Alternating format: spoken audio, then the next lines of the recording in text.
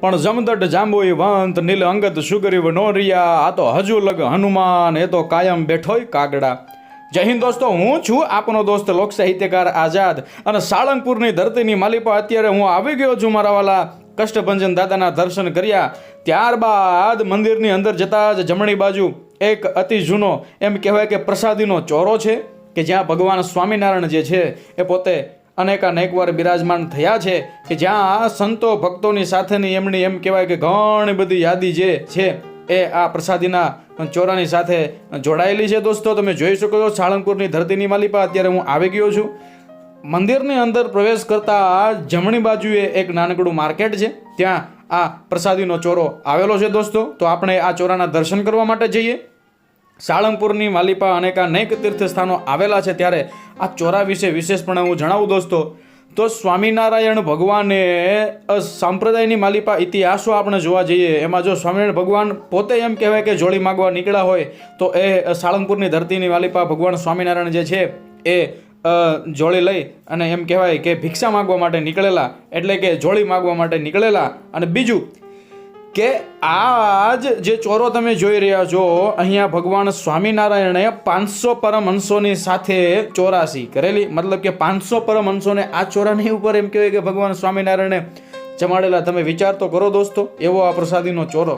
તો આપણને એમ લાગે કે આ ચોરો જે છે અહીંયા આપણે દર્શન કરવા માટે જ્યારે પણ આવીએ ત્યારે અહીંયાની જે યાદી જે છે એ આપણા મનમાં રહી જાય, એના માટે આ બધી હું તમને વાતો કરી રહ્યો છું દોસ્તો।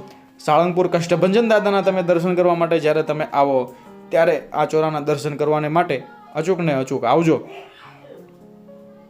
તમે જોઈ શકો છો અહીંયા આવતા જ આપણને તન અને મનને શાંતિ થાય મારા વાલા। આપણને આપણો જૂનો સમય યાદ આવે કે શું એ વખતનો ઠાઠમાઠ, શું એ વખતની રહેણી કહેણી। આ તમે જોઈ શકો છો ગર્ભગૃહની માલિપા અહીંયા પણ મૂર્તિઓ છે જેના તમે દર્શન કરી શકો છો દોસ્તો।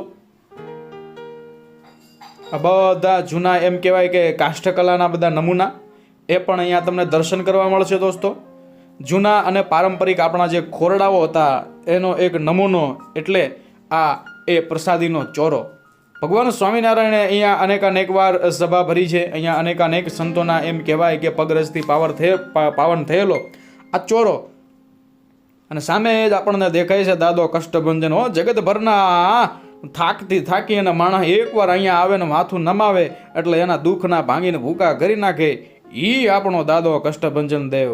હા, મેં દાસ તુમરો રામ કહો તુમ દાસ ખલદલ ગંજ નો અદભુત પરાક્રમ રો હરિદલ સોલ ભવ ભય ભંજ નો દિલ રંજ નો દિન દુખી જન કો ભગત જન કો ભય હરન આયો ફુગારિલ જય શરણ તુમ હો યશરન શરણ રઘુનંદ આનંદ કંદ કો દુઃખ ભર્યો રન કૈલર નમય લક્ષ્મણ બચાવે કવન લાગ્યો બાણ શુદ્ધિ ક્યો બને તો લાયે સંજીવની ઉઠાયે ગરી ગગને ગમન કર સંતાપ બજરંગી શકળ મમ દિજે જિન્મે સમંગર।